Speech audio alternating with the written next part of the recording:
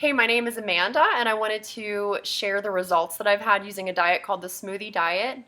I started the diet after having my second son. I had gained about 70 pounds all in all throughout 2 pregnancies and had tried many other ways to take the weight off, and just nothing was working for me.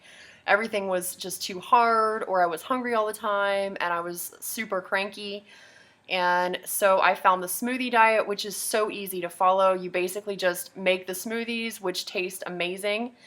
You replace certain meals with them. The shopping lists are included, recipes are included, and all in all, it was a very easy diet for me to follow. I've been using everything I learned from the program to keep the weight coming off. So at this point, I've lost almost 70 pounds. The smoothies were absolutely delicious. They were filling. I never really felt like I was missing out on anything. And the best part, especially as a young mom, was the incredible energy that I felt like I had. I didn't even feel like I needed my morning coffee anymore. Drew was absolutely fantastic to work with. Anytime I had a question or I needed more information about something, I was able to email him and he would email me right back with the information that I needed. So I never felt like I was in the dark. I always felt like there was communication there.